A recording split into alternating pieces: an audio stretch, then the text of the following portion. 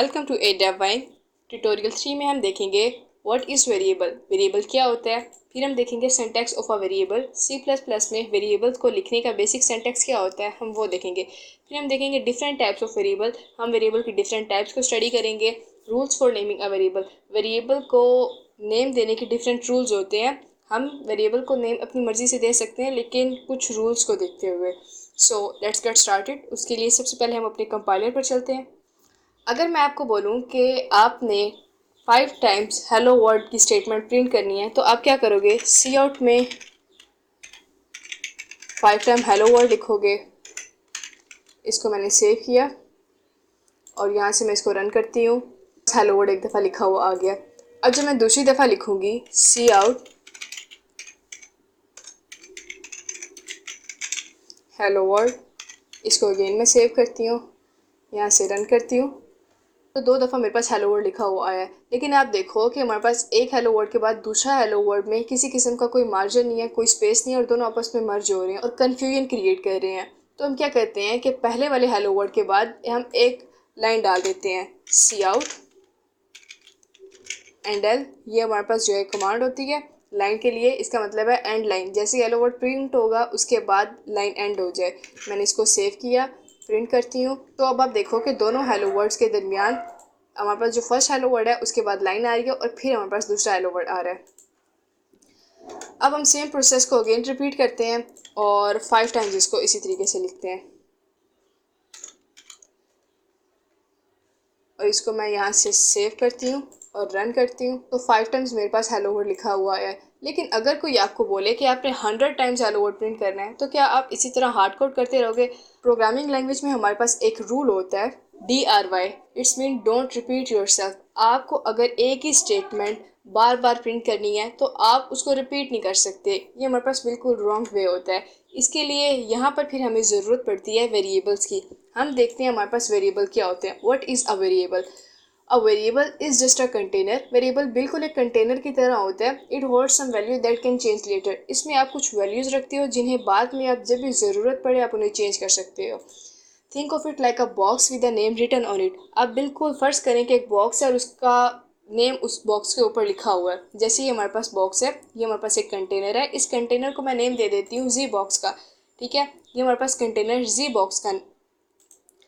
You can put something inside. आप इस container के अंदर कुछ भी डाल सकते हैं, नंबर्स डाल सकते हैं, स्ट्रिंग डाल सकते हैं, टेक्स्ट वगैरह डाल सकते हैं, कुछ भी डाल सकते हैं। And later you can change if you want. और बाद में अगर ज़रूरत पड़े तो आप उन्हें चेंज कर सकते हैं। अभी जैसे अगर मैं इसके अंदर स्टोर करवा देती हूँ 7 कमांड्स ऑफ हेलो वर्ड।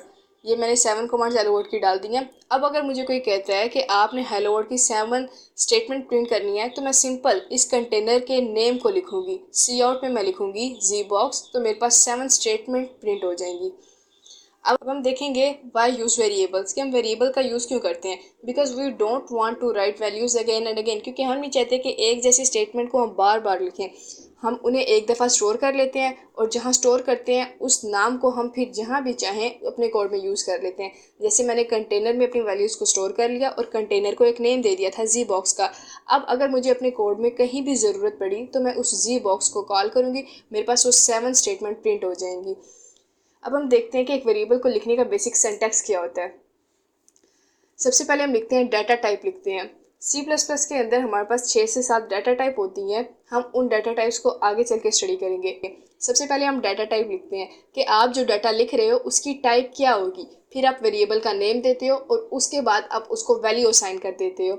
जैसे कि इंट हमारे पास एक वेरिएबल की डाटा टाइप है। इंट मीन इंटीजर होता है, इंटीजर यानी जिसमें हम होल नंबर को स्टोर कर सकते हैं। अब डाटा टाइप मैंने लिख दी इंटीजर, उसके बाद वेरिएबल का नेम मैंने दे दिया एज। वेरिएबल नेम आप कुछ भी दे सकते हैं, एज हो गया या आप मार्क्स लिख रहे हैं, कुछ भी आप वेरिएबल का नेम दे सकते हैं। जस्ट कुछ रूल्स होते हैं, उन्हें फॉलो करना पड़ता है। उसके बाद वैल्यू होती है कि आपने कौन सी वैल्यू स्टोर करवानी है। अब हम इसका प्रैक्टिकल करते हैं। सो उसके लिए हम अपने कंपाइलर पर चलते हैं। आपने कौन सी डाटा टाइप यूज़ करनी है, उसके बाद हम वेरिएबल का नेम लिखते हैं और फिर वैल्यू असाइन कर देते हैं। सो सेम प्रोसीजर हम यहाँ पे करेंगे। सबसे पहले हम लिखते हैं इंट, यानी कि मुझे एक इंटीजर एक नंबर स्टोर करवाना है। उसको मैं कोई भी नाम दे सकती हूँ। मैंने उसको एक्स नाम दे दिया इक्वल, और उस एक्स नाम के वेरिएबल में मुझे वैल्यू स्टोर करवानी है 30। और सेमी कॉलन से मैंने अपनी लाइन ख़त्म कर दी। उसके बाद सी आउट। अब सी आउट के अंदर अगर मुझे 30 प्रिंट करवाना है तो मैं जस्ट उस वेरिएबल का नाम लिखूंगी जहाँ पे मैंने इस 30 को स्टोर करवाया हुआ है। मैंने इस 30 को x नाम के वेरिएबल में स्टोर करवाया हुआ है, सो मैं इस x को यहाँ पे यूज़ करूँगी। मैंने x लिखा, सेमी कॉलन, इसको मैंने सेव किया और यहाँ पे रन करती हूँ अपने कोड को, तो मेरे पास ये x की वैल्यू प्रिंट होकर आ गई है। अब अगर मुझे कोई कहे कि आपने ये x की वैल्यू जो है ये आपने 35 टाइम प्रिंट करवाना है, तो मैं जस्ट वेरिएबल के नेम को यूज़ करूँगी x। इसको मैंने सेव किया, अगेन सी आउट, फिर x, इसको सेव करती हूँ और इस तरह सो ऑन। जितनी दफ़ा भी वो मुझे कहेगा मैं जस्ट वेरिएबल का नेम यूज़ करूँगी और ये मेरे पास 3 दफ़ा लिखा हुआ आ जाएगा 30 30 30। नेक्स्ट हम देखेंगे types of variable in C++। सबसे पहले हम देखेंगे कि हमारे पास टोटल डाटा टाइप्स कितनी है। Int, float, double, character, boolean, string.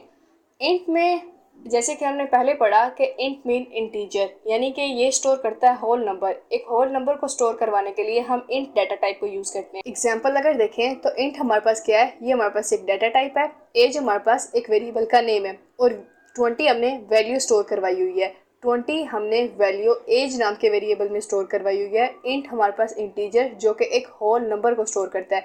Next हमारे पास फ्लोट है। फ्लोट मीन के इस तरह की वैल्यू स्टोर करना जो डेसिमल में हो या पॉइंट में हो। Store decimal part, decimal numbers को स्टोर करता है। Float marks 85.5। इसने जो वैल्यू यहाँ पे स्टोर की हुई है वो हमारे पास इंटीजर से डिफरेंट है। इंटीजर विदाउट पॉइंट या डेसिमल के वैल्यू स्टोर करता है। फ्लोट पॉइंट के साथ कोई भी वैल्यू उसको स्टोर कर सकता है, लेकिन जस्ट एक लिमिट तक स्टोर करता है पॉइंट के बाद डिजिट्स को। नेक्स्ट हमारे पास डबल है। डबल यूज़ करता है मोर प्रिसाइज डेसिमल, यानी कि पॉइंट के बाद आप ज़्यादा प्रिसाइजली बता सकती हो वैल्यू को। डबल हमारे पास ये एक डाटा टाइप है। पाई हमने वेरिएबल का नेम लिया हुआ है। 3.14159। अब हमारे पास इस पॉइंट के बाद तकरीबन 5 वैल्यूज़ हैं। अब इन्होंने ज़्यादा प्रिसाइजली बताया हुआ है हमें डबल में। तो फ्लोट और डबल में सिर्फ इतना ही फ़र्क है कि डबल ज़्यादा प्रिसाइज वैल्यू लेता है, यानी पॉइंट के बाद ज़्यादा प्रिसाइजली बता देता है कि पाई की वैल्यू क्या है। नेक्स्ट हमारे पास कार है। Car mean character. ये भी हाफ यूज़ किया हुआ है। जब भी हम डाटा टाइप यूज़ करते हैं तो सिर्फ इतना लिखेंगे कार। जैसे हमने इंटीजर का सिर्फ इंट लिखा है, सेम हम कैरेक्टर का भी कार लिखेंगे। स्टोर सिंगल कैरेक्टर, ये जस्ट एक कैरेक्टर को स्टोर करवाता है या सिंगल लेटर को स्टोर करते हैं इसमें। कैरेक्टर ये हमारे पास डाटा टाइप है। ग्रेड हमारे पास ये नाम यूज़ किया हुआ है वेरिएबल का ए। अब एक चीज़ याद रखनी है कि जब भी आप कैरेक्टर के अंदर वैल्यू लिखते हैं तो उसको हमेशा सिंगल कोट के अंदर लिखना है।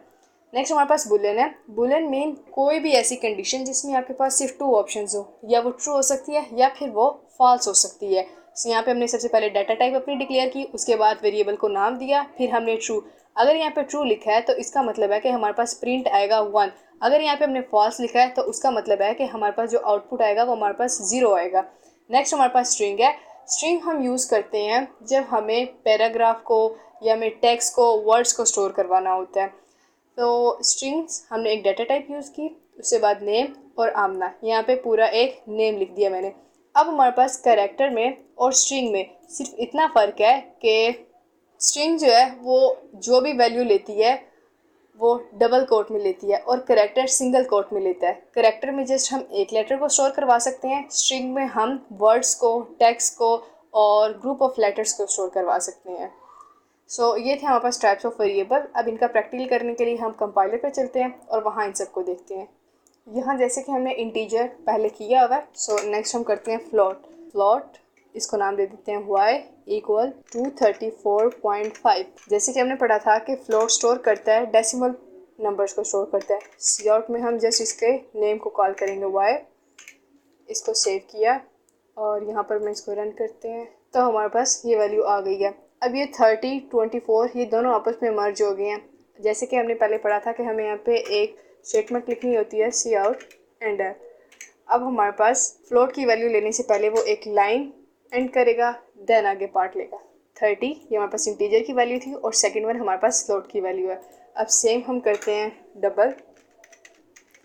इसको नाम दे देते हैं हम जी का इक्वल, इसमें रखते हैं 3.1245 सेमीकोलन सी आउट जी। इस रन किया तो यहाँ पे हमारे पास सबसे पहले इंटीजर, फिर फ्लोट और डबल पार्ट आ गया। नेक्स्ट हम करते हैं कैरेक्टर पढ़ते हैं। कार ए इक्वल, यहाँ पे मैंने आपको बताया था कि हम जस्ट सिंगल कोट यूज़ करते हैं और सिर्फ एक लेटर अंदर डालते हैं। जैसे मैं यहाँ पे डाल देती हूँ सी आउट में, इसको सेव करते हैं, रन किया तो यहाँ पे हमारे पास आउटपुट आ गई है। उसके बाद अब हम यूज़ करते हैं स्ट्रिंग में हम दे देते हैं, यहाँ पे नाम लिख देती हूँ फर्स्ट नेम इक्वल, और यहाँ पर आप कोई भी नाम लिख सकते हैं। फॉर एग्जांपल मैं हेलो वर्ड स्टोर करवा देती हूँ और सी आउट में ये जो नाम यहाँ पे दिया था उसको कॉल करेंगे, फर्स्ट नेम सेमीकोलन। उसके बाद सेव किया और रन करते हैं, स्ट्रिंग भी यूज़ कर लिया। अब नेक्स्ट हमारे पास लास्ट वन बोल ऑप्शंस इक्वल ट्रू सी आउट में इसका नेम डाल देते हैं ऑप्शन, सेव किया और यहाँ से रन करते हैं। तो ये देखें, अगर हमारे पास ट्रू होता है तो आंसर 1 आएगा आपके पास, लेकिन अगर यहाँ पे फॉल्स होता है तो फिर आपके पास 0 आएगा। सो ये थी हमारे पास कुछ डाटा टाइप C++ में। और अब अगर आप देखें तो यहाँ पे मैंने जो वेरिएबल्स को नेम दिए हुए हैं वो जस्ट रैंडम ही है। डबल के आगे ये मैंने जी लिखा हुआ है, यहाँ पे मैंने कैरेक्टर को ए दे दिया है, यहाँ पे मैंने फर्स्ट नेम लिख दिया है, यहाँ पे ऑप्शन लिख दिया है। ये सिर्फ रैंडमली मैंने कुछ भी नाम दे दिए हैं। सो अगर अगेन मुझे कभी ज़रूरत पड़ती है, मुझे मेरा कोड रीड करने की या मुझे कुछ चेंजेस करनी हो, कुछ अपडेट करना हो, तो मुझे नहीं समझ आएगी कि जी के अंदर जो वैल्यू लिखी हुई है उसका मतलब क्या है। सो हमें सीखना होगा कि जो हम नेम्स देते हैं प्रोग्रामिंग में उसके कुछ रूल्स होते हैं, ताकि अगर हमें अगेन कभी हमारा कोड रीड करना पड़े, उसमें कुछ चेंजेस करनी पड़े या उसको अपडेट करना पड़े, तो हमें समझ आए कि इस नाम के वेरिएबल में जो वैल्यू लिखी हुई है वो क्यों लिखी हुई है और इस नाम का क्या मतलब है। सो हम कुछ बेसिक रूल्स सीख लेते हैं।